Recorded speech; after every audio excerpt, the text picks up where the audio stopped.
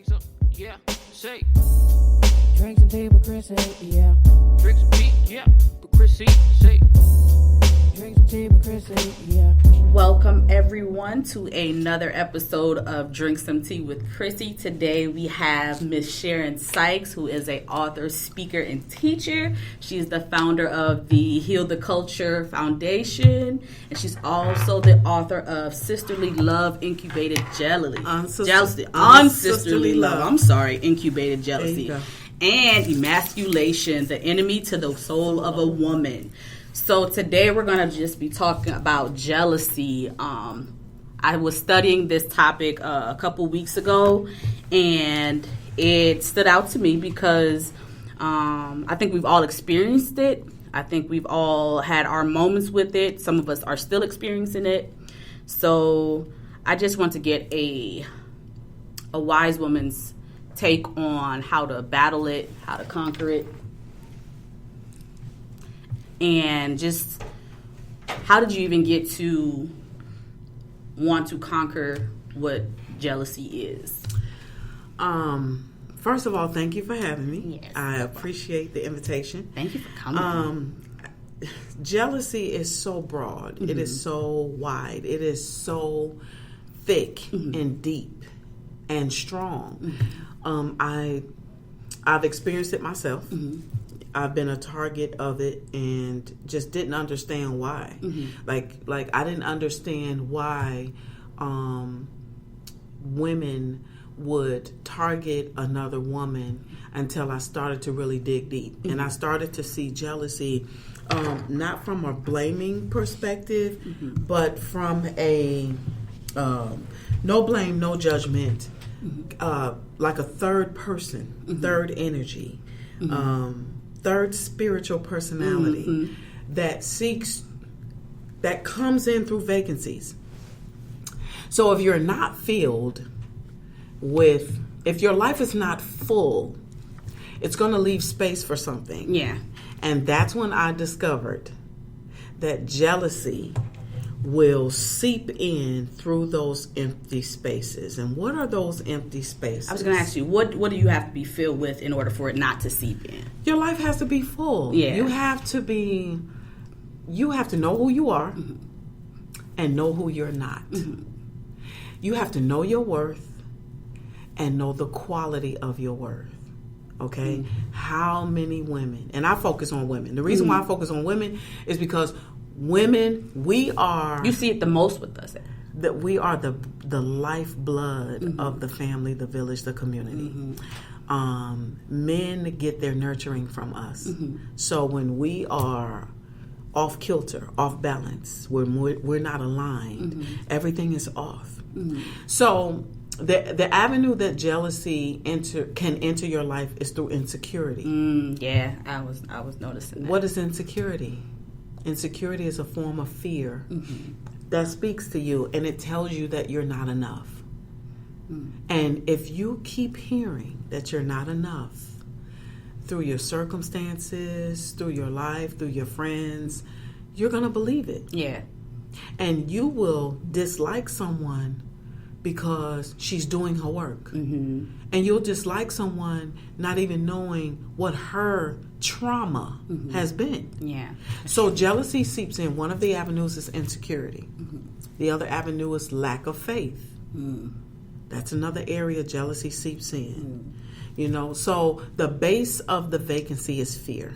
And that's even a broad base. So what I seek to do, I have a conference call every Wednesday night. Mm-hmm. It's the Heal the Culture conference call series. Mm-hmm. And we have done so much surgery on this topic.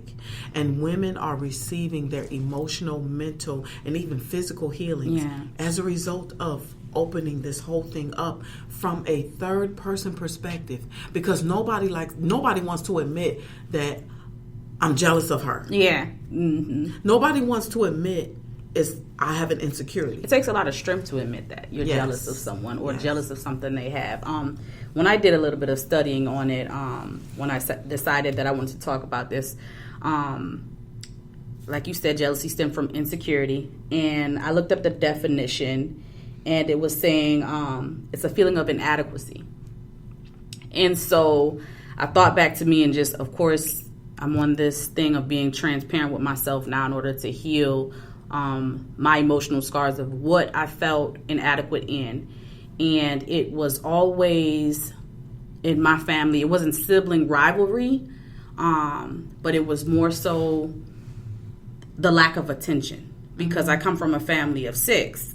So that's a lot of attention for a mother and a father to, spread around. So for my mom, her and my sister have more in common.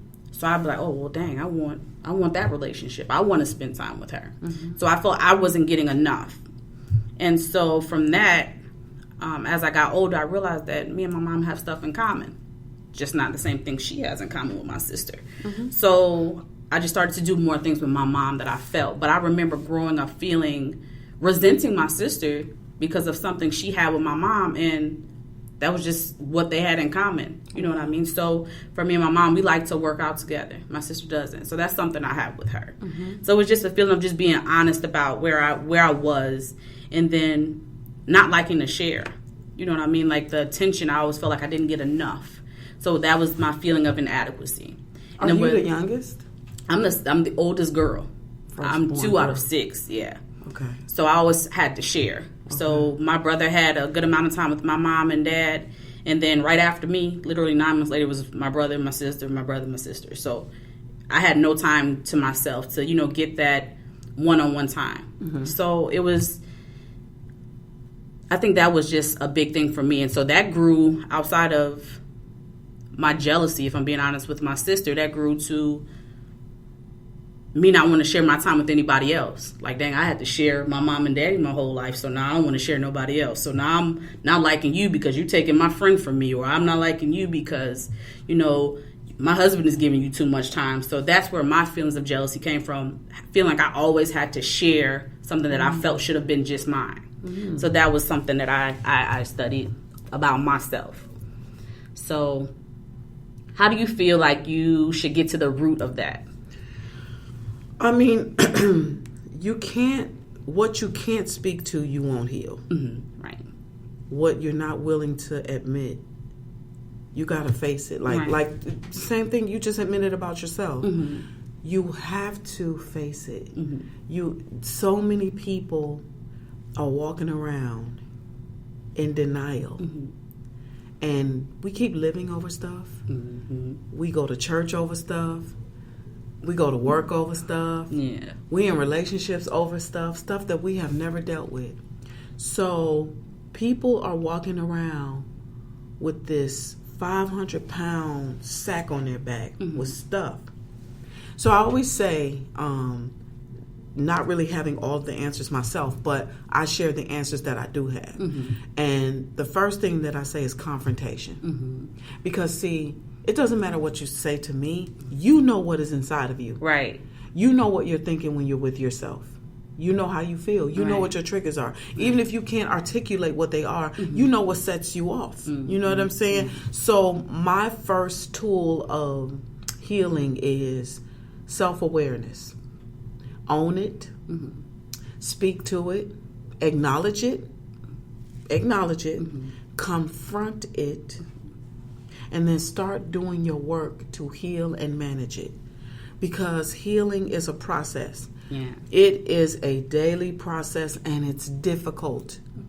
It's like people say it takes 21 days to break a habit and then start a new one. No, not with this. Yeah.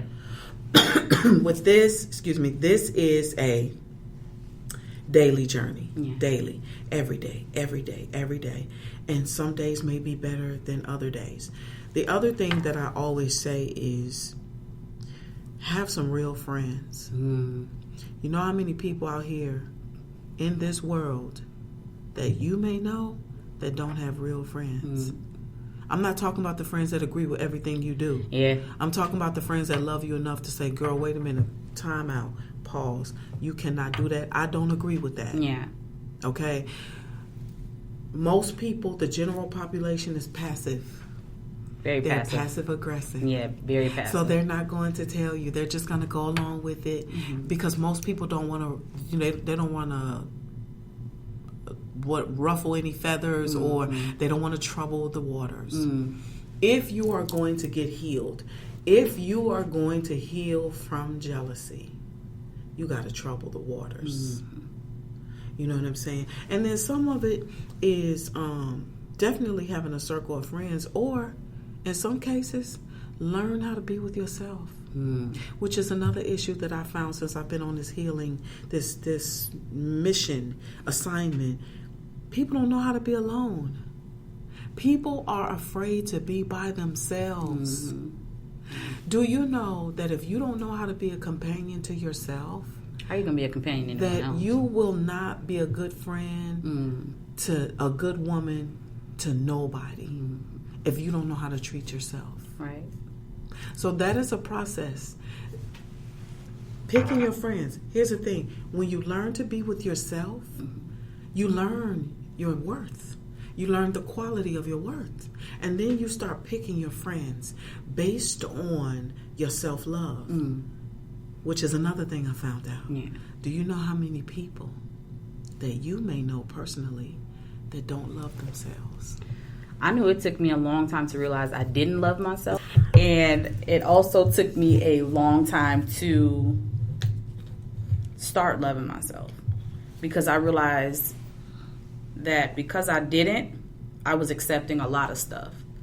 And what I was accepting was actually feeding the jealousy. It was feeding it. Because I would date people that would purposely compare me to other women.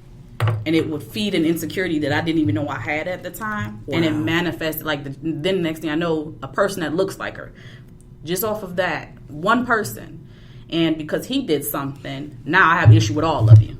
Because, they did this or they did that. And now it's like, well, I wonder if she doing it. You get what I'm saying? So the jealousy, it was feeding it and it was growing. And I didn't realize it was growing. And it was eating away at me until one day I'm just like, okay, that's not my issue. That's not my issue. And it took a long time for me to even say that. Wow.